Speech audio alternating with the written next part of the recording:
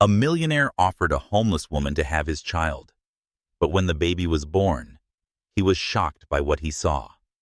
Before we begin the story, comment on the name of the city you're watching from. I hope you enjoy this moment of relaxation while listening to the story. Ethan Ward was a 43-year-old man, successful, influential, and cold. He had hundreds of millions of dollars in assets buildings bearing his name, and enough power to make anyone in the financial world tread carefully around him. But that night, as he looked at the portrait of his father hanging on the marble wall of his quiet penthouse, Ethan faced a void that no fortune could fill. He had no heir. 2 marriages, 2 divorces. Ethan no longer believed in love. To him, emotions were variables, uncontrollable, prone to ruining everything. But a child was different. A child was continuity, an investment, flesh and blood, to inherit the empire he had built. Ethan didn't need a wife. He didn't need a family. He needed a woman willing to get pregnant, asking for nothing, requiring no ties. A cold arrangement. A contract. And he knew that with his wealth and power, he could find such a person. The key was for everything to be entirely under his control. Ethan drove his sports car through the bustling city streets the next morning. But his mind wasn't there. He was looking for the right person. Someone who could accept conditions that most women would find revolting. When he stopped at an intersection near downtown, he absent-mindedly glanced across the street. On the sidewalk, a young woman was sitting flat on the concrete, scribbling on a crumpled piece of paper with a broken piece of charcoal. Her hair was a mess. Her old coat was covered in dust. But her eyes, those blue eyes, were strikingly bright. She seemed invisible in the middle of the hurried crowd, but Ethan saw her.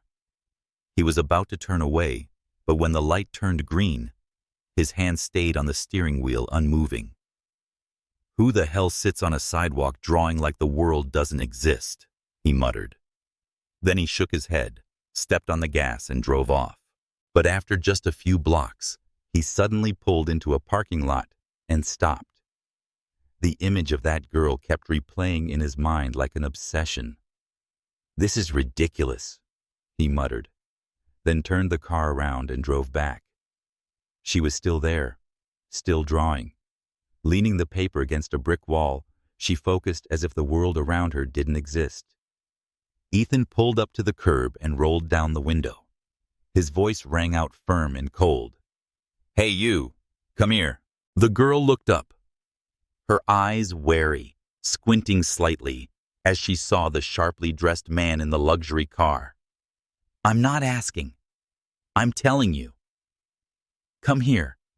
I don't have all day. I'm not the kind of girl you're thinking of, if that's what you mean," she replied, her voice hoarse but firm. Ethan frowned. "Don't be ridiculous. I don't have time for that. I want to talk. Get in the car or sleep on the sidewalk, your choice." Hesitation was evident in her eyes, but Ethan's voice carried such authority she couldn't resist. Finally, she opened the door and stepped in. The door closed, and both their worlds began to change. Inside the luxurious leather-lined car, Maya sat still like a shadow. She said nothing. Ethan didn't either. No one turned on the radio. No one touched their phone. Only the soft hum of the engine and the heavy silence hung between two people from entirely different worlds. Ethan brought her to a small cafe tucked away on a quiet street. Not a place for random encounters, and certainly not a place for someone like her. But Maya still walked in her head held high despite her worn and tattered coat. They sat in a secluded corner. The server glanced at Maya, but said nothing. That look Maya was all too familiar with was a mix of pity and suspicion. Ethan either didn't notice or pretended not to. He ordered coffee for himself and hot tea for her. "What's your name?" he asked, voice steady and deep. "Maya Brooks. But I don't see how that's relevant. I need to know who I'm dealing with, Maya."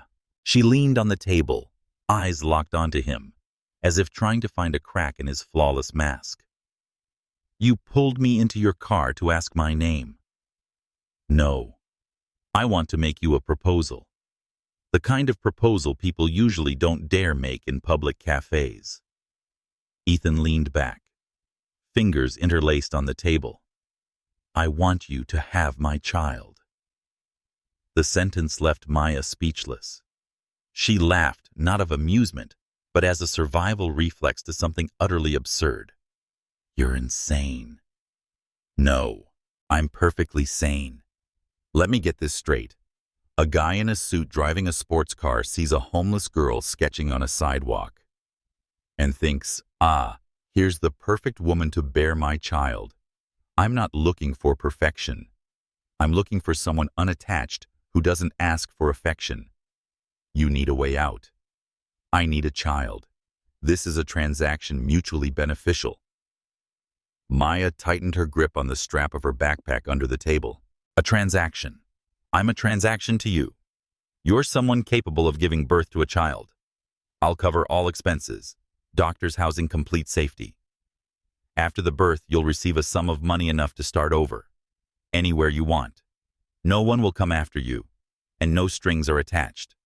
And the child belongs to me, permanently. Maya fell silent. She had thought she'd heard enough crazy offers on the street, but nothing compared to this. You think I'm desperate enough to sell my own body? Ethan didn't blink. I think you're living on society's margins with no home or future. And I think if you refuse, you'll still be sleeping on the sidewalk tomorrow night. You might call this offer immoral. I call it realistic. A wave of cold swept through Maya's chest. He was too blunt, too logical, and the most painful part, he was right. I need time, she said, trying to keep her voice steady. Ethan nodded, as if he had already expected that answer. You have 24 hours. After that, the offer expires. He stood up and pulled out his wallet to pay, but didn't look at her again. Maya remained seated, hands wrapped around a now cold cup of tea, feeling empty. She looked out the window. The city outside was still noisy, indifferent. But now she knew one more step, and her life would never be the same again. Maya came back. Not because she was certain, but because she had nothing left to lose. She stood before the tallest building in the central district where the revolving glass doors reflected her image, small, out of place, and utterly unfit for a place like this. The receptionist made a call upstairs. A few minutes later, a sharply dressed woman appeared. She introduced herself as Rachel, Ethan Ward's assistant. Polite voice, faint smile, sharp eyes. Please follow me. Mr. Ward is expecting you. The elevator took them to the penthouse level. When the doors opened, it felt like stepping into another world, luxurious to the point of suffocation. High ceilings with crystal chandeliers, hallways with thick carpeting, and a silence so absolute that every footstep echoed in Maya's mind. Ethan was standing by the large window, his back to them. When he heard footsteps, he turned around. No surprise, no expression. As if he had known for certain she would return. I accept, Maya said without preamble. Her voice was low but firm.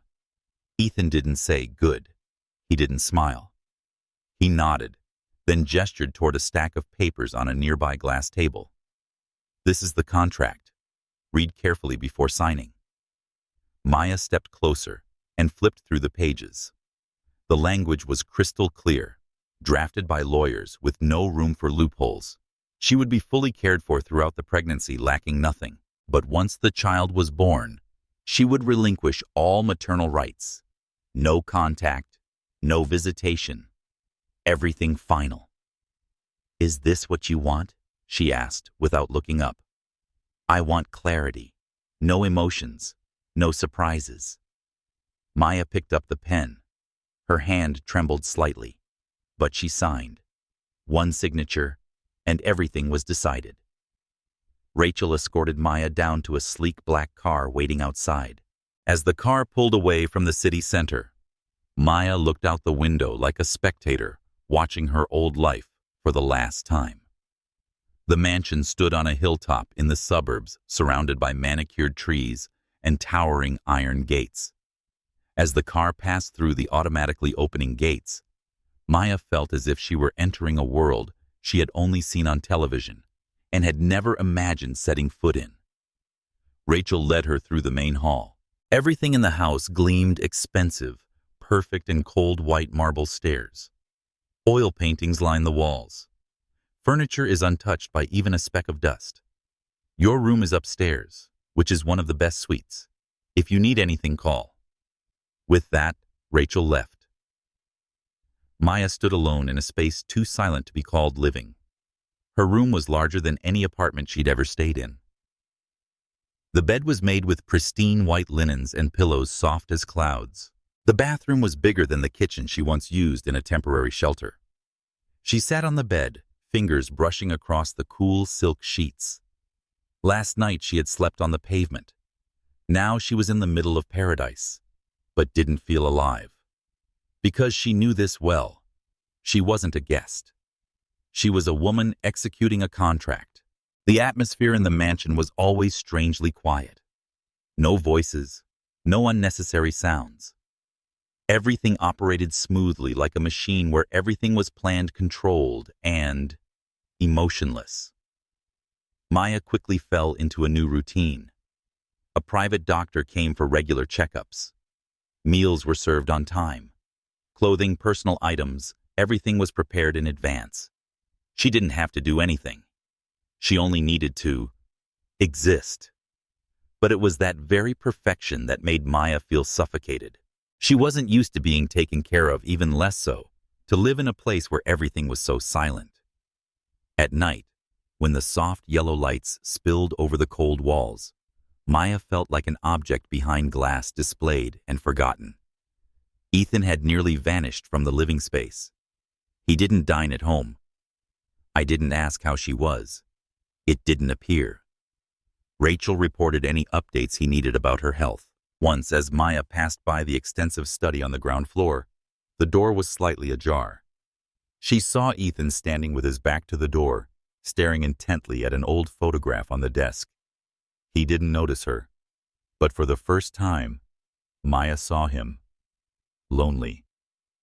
A strange feeling crept into her chest. She quietly walked away, leaving no trace. The next day they ran into each other by chance in the hallway near the main staircase. Maya had just returned from a prenatal checkup, while Ethan briefly conversed with Rachel. When he saw her, he paused slightly. "Are you all right?" he asked, as if it were more of an obligation than a genuine concern. "Everything is according to plan, if that's what you want to hear," Maya replied, not hiding her sarcasm. Ethan nodded, showing no reaction. But as he turned to walk away, he paused for a second. "If you need anything, tell Rachel. I want you to be taken care of. Properly."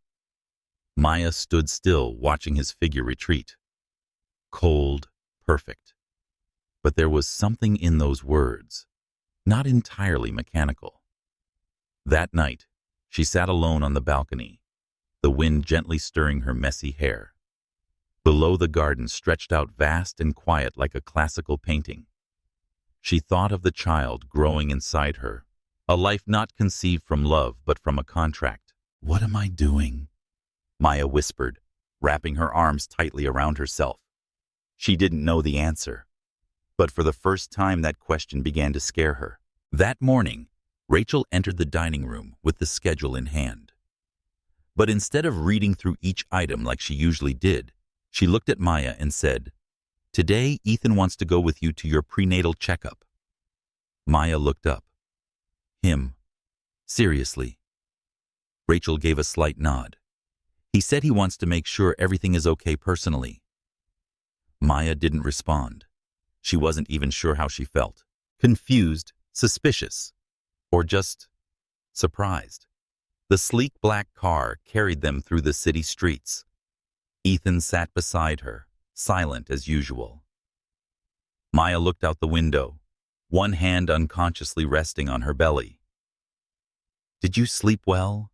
he asked suddenly, breaking the silence. "I'm still alive, so I guess that's good enough," she replied, half joking, half detached. Ethan didn't react, but he turned to look at her for a second longer than usual. At the clinic, the doctor smiled as he looked at the ultrasound results.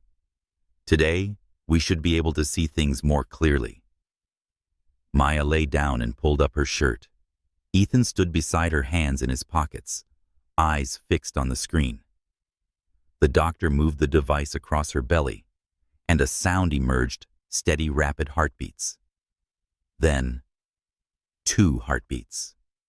The doctor laughed. "We have a little surprise. Congratulations, it's twins." Maya's eyes widened. 2. She didn't know if she was shocked, worried, or moved. All she knew was that her heart was beating faster.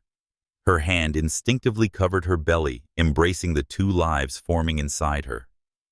Ethan said nothing, but his expression shifted, his eyes, once cold as steel, now clouded with a soft haze. He leaned slightly closer to the screen to ensure he hadn't misheard. "Both are healthy," the doctor added. "A boy and a girl, if I'm not mistaken." After the checkup on the way home, the car was no longer silent like before. Maya sat still, one hand on her belly, her eyes distant. She couldn't hide her trembling. Ethan looked at her for the first time with an unguarded expression. "Are you scared?" She nodded without hiding it. "I thought this was a deal. For 1 child. Not 2. I didn't expect this either," he said quietly. "But maybe not everything can be planned." A silence fell again, but this time it wasn't cold. It felt like a moment of acceptance. Ethan added as a reassurance, "I'll ensure you have everything you need, whether 1 or 2. Nothing changes." Maya turned to him. Her eyes met his, and for the first time she saw something more than control in them. Something that resembled commitment. No one said anything more.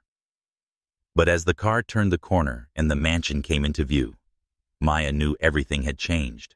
Not just the number of lives growing inside her, but the fragile bond had just begun to form between 2 people who once believed their hearts were already dead. In the days following the ultrasound appointment, the atmosphere in the mansion began to shift. Ethan appeared more often. He still didn't talk much, maintaining his usual calm and reserved demeanor, but his presence no longer felt so distant. Sometimes when Maya passed by the library, he was reading. When she was in the garden, he was out for a walk. No one sought the other out, but the invisible wall between them seemed to fade slightly. One morning, Maya opened her door and found a gift box neatly placed on the threshold. No luxury branding, no signature, just a small handwritten note clipped beside it, to fill the silences. She opened it. Inside was a brand new sketch pad and a set of high-end colored pencils, the kind she dreamed of owning back when she was an art student, before everything fell apart. Maya was speechless. She didn't remember telling anyone in this house that she used to love drawing, except once. When Ethan asked her why she was sketching on the sidewalk, she vaguely answered, "To remind myself I used to exist." Maya held the gift box in silence. For the first time in weeks, she felt someone had seen the deepest part of her and didn't look away. That afternoon, she sat on the balcony, soft golden light illuminating her hands as they traced the first lines. Each pencil stroke, each shade of light and shadow seemed to pull her soul back slowly, painfully, but honestly.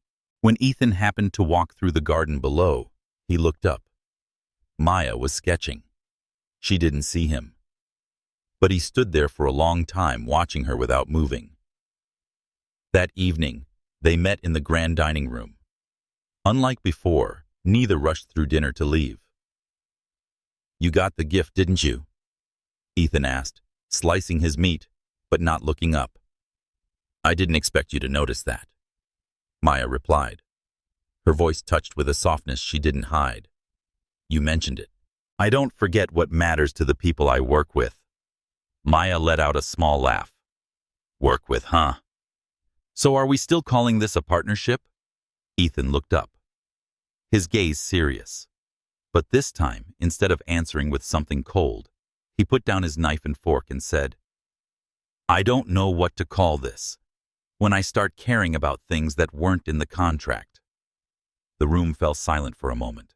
Maya could feel her heartbeat like something had just veered off its original course. "Maybe that's not a bad thing," she said softly. They didn't say more. But as they stood and left the table, Ethan said something Maya would remember for a long time. "I'm used to living in a world without emotion.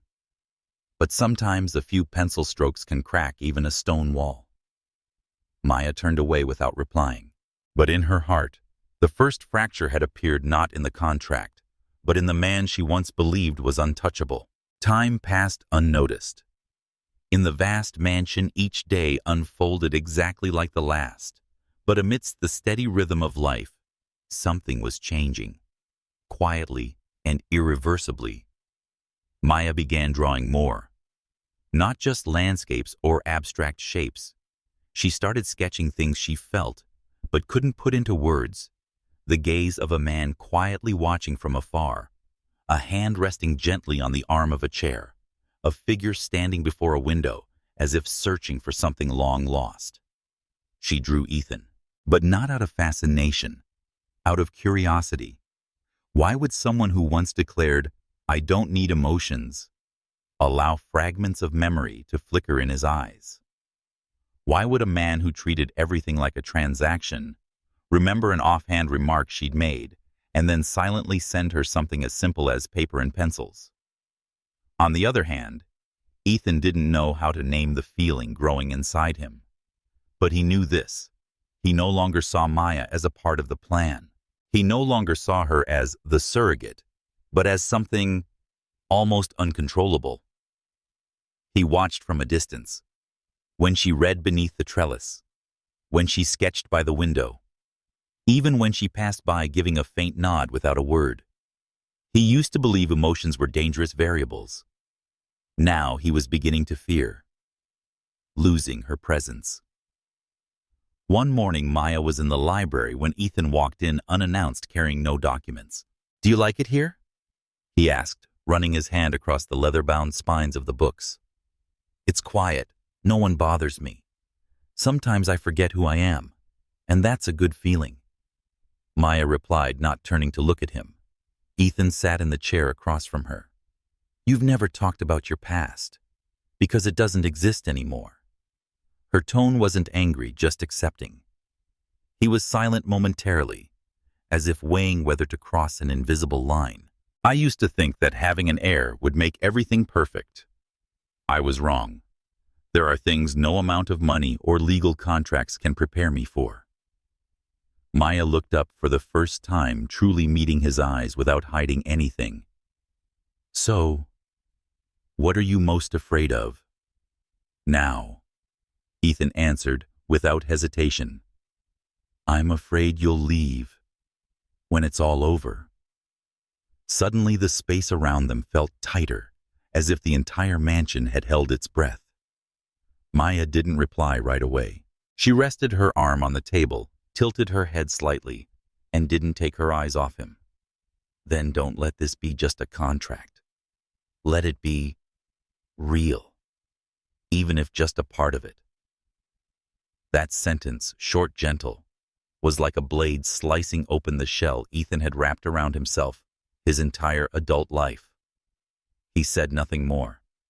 But when he left the library, his steps were no longer steady. A part of his logic was trembling, fragile, but enough to shake the world he had built on absolute control. Maya sat before the mirror in her bedroom, her hand gently stroking the curve of her now rounder belly. 2 tiny lives were growing inside her daily, no longer just a concept, no longer a clause in a contract. They were stirring. They were alive.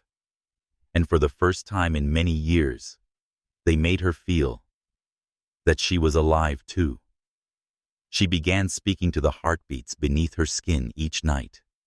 No one heard, only whispers in a quiet bedroom. She told them about the paintings she once created, how her mother used to hold her, and a strange man who never smiled but gave her sketch paper without asking for thanks.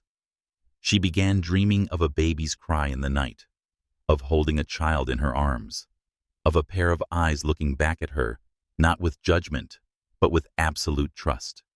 She knew she was drifting far from the contract, far beyond it. During a recent prenatal appointment, the doctor let Maya simultaneously listen to both babies' heartbeats. That sound, strong, rhythmic, like a drumbeat in her chest, brought tears to her eyes without warning.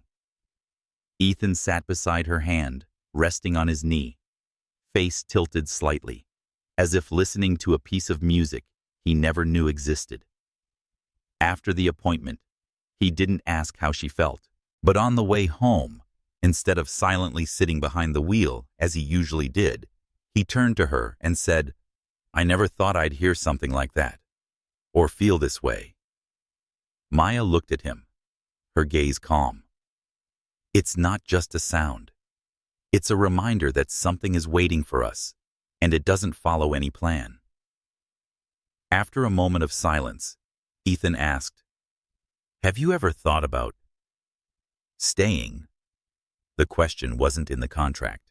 It didn't belong to any role they had ever assigned themselves. But it was real, very real. Maya didn't answer right away. But that night, she didn't sleep. She sat in the chair by the window, staring at the lights in the garden, and wondering, how could I ever give them away? These two lives, that were once my escape, are now everything. The next day, Rachel brought her a new set of paints, and Maya said just one thing, enough to make Ethan's assistant pause for a moment. "I need a big canvas. Very big. I want to paint the first portrait of my children." Rachel didn't ask any further, but as she turned to leave, she allowed herself a soft smile. Somewhere in that house, things that were never in the agreement had begun to bloom slowly, surely, and irreversibly. Evenings in the mansion had never been this quiet. Maya sat in the living room in front of a large, unfinished canvas. Colors had begun to spread across the fabric, two tiny figures holding on to each other, as if breathing together in a world untouched by light. Every brushstroke trembled slightly in her hand, because she knew she was no longer painting to escape loneliness. She was painting to hold on. Footsteps echoed behind her. She didn't need to turn to know who it was. "What are you painting?" Ethan asked, his voice low and quiet like the night wind. "The babies. Not from photos, not from memory, just from feeling." Maya answered, not turning around. He stepped closer, looking at the image taking shape. The light from the lamp glowed across the still wet paint, shimmering in his eyes. "Do you think you'll be able to separate from them after all this?" He asked the question soft as breath, yet slicing straight into her heart. Maya set the brush down. "I used to think I could, that this was just a transaction, a way to survive. And now," she turned to him, facing him without any walls for the first time. "Now I'm not so sure. I gave my body to bring them into this world. But somehow, it feels like my heart is being reborn with them." Her words silenced him. He sat in the chair beside her, his gaze no longer that of a man in control of everything, but of someone on the verge of losing something he hadn't yet learned how to name. "I calculated every possibility," Ethan said, "but I didn't expect the one thing I can't control, to be you." Maya smiled, but there was no mockery in it. "I didn't expect it either." For a long while, neither spoke again. But as Maya stood up to leave the room, Ethan gently took her wrist, not forcefully, not demanding, just a deeply human gesture. "Stay a little longer," he whispered. "I don't want tonight to end like every other night." Maya stood still, clearly feeling the rhythm of his heart in the hand that touched her.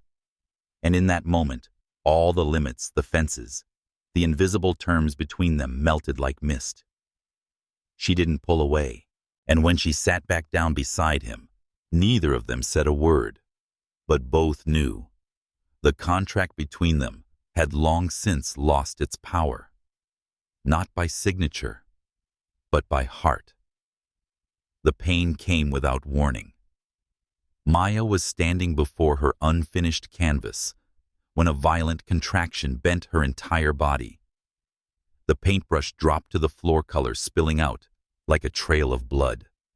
Gasping for breath, she clung to the table's edge, trying to stay calm amid the sudden chaos. Rachel was the first to appear. She didn't ask many questions, just signaled for the driver to ready the car and called Ethan. When Ethan burst into the room, the steel in his eyes was gone. All that remained was panic, raw and bare. "How long has she been in pain?" he asked, his voice trembling ever so slightly. "It doesn't matter.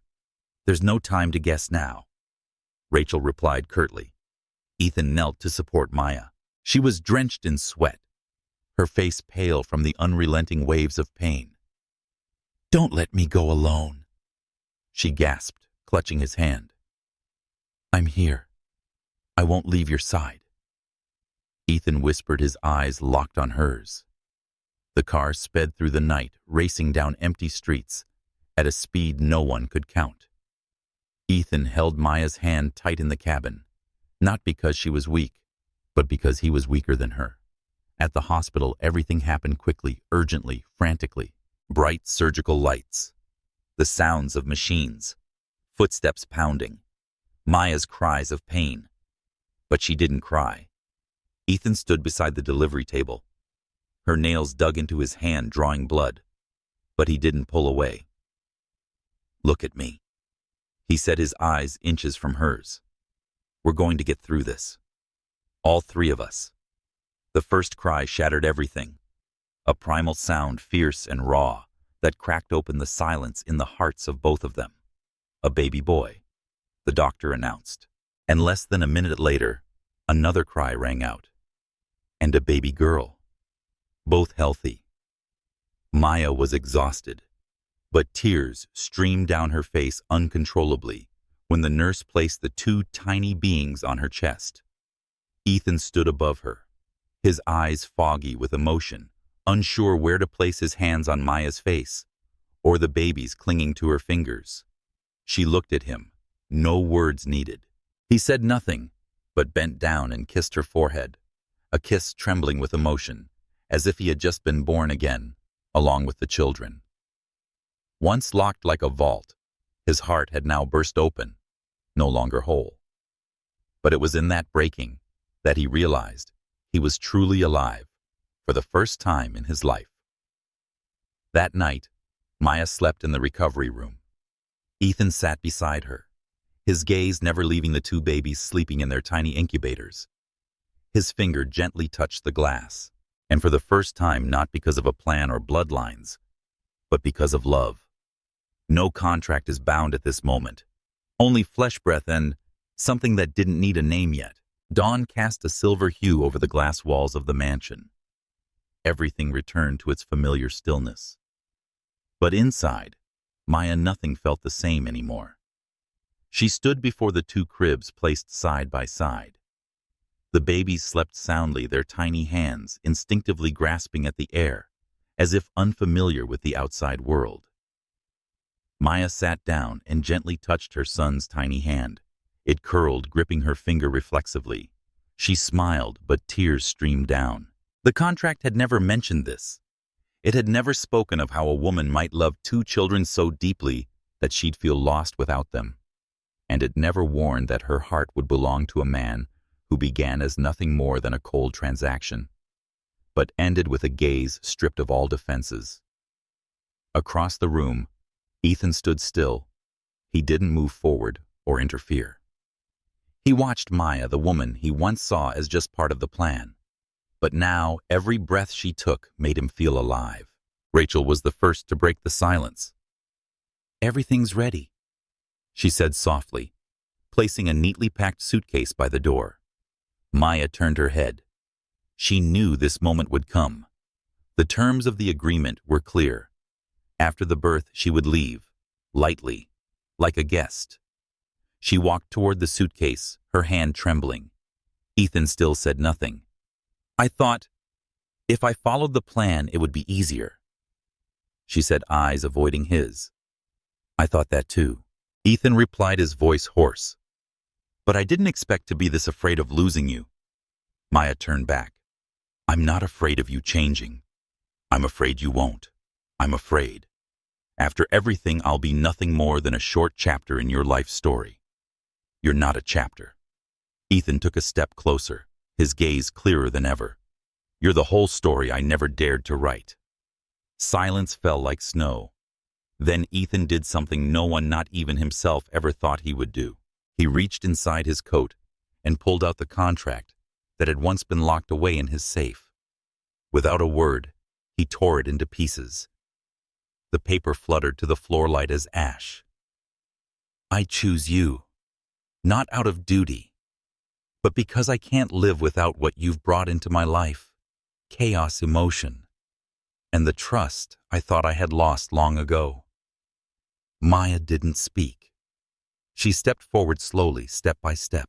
Standing before Ethan, she placed her hand on his chest where his heart was pounding wildly, no longer in any logical rhythm. Are you sure there's nothing left to control from here? Ethan bowed his head. I'm sure of nothing, but I'm ready to be unsure. If the person standing next to me is you. Maya's eyes filled with tears, but this time she didn't look away. Then don't let me go. And he didn't. And the sky that day wasn't particularly blue, nor was it gray. Just pale, peaceful, like a blank page waiting to be written on. Maya sat beneath the white trellis in the garden behind the mansion, cradling her baby girl and sleeping peacefully in a light blanket. Beside her, Ethan held the little boy, now old enough to smile and endlessly amused by the game of grabbing his father's tie. No one said a word, but the silence between them had changed, not because things were left unsaid, but because nothing more needed to be said. As the afternoon sun slanted through the trees, light and shadow dappled the ground, as if time was painting over the moments they had lived. Ethan looked up at Maya. If someone had told me that one day I'd be holding my child sitting next to the woman I love, I would have laughed in their face. And now, Maya asked, half smiling, now I think I owe life an apology for living so long without daring to believe in the one thing worth believing in, love. Maya rested her head on his shoulder. The children slept soundly. What once seemed impossible now existed simply, entirely. No more contracts, no more conditions, no more walls. Only a family. They didn't marry in a grand ceremony. But a few weeks later, beneath the same trellis where they had once sat together in those early days, Maya wore a simple white dress. Ethan wore a shirt, no vest. Rachel held the two babies, her eyes red, though she would never admit she was moved. There were no grand vows, just a firm hand in hand and a whisper. We may not have started with love, but from now on, we won't end without it. Everything changed from that day on, but nothing was left to fear. They learned to raise the children together, argued over diapers, lost sleep to midnight cries, went speechless when the kids laughed for the first time or called out Mom and Dad. Life wasn't easy, but no one thought about leaving anymore. Every time Ethan walked into his study and saw Maya painting or the children crawling on the floor with paint all over their hands, he knew everything had finally fallen into place. Not because of a plan, not because of control, but because they had chosen each other, not with reason, but with heart.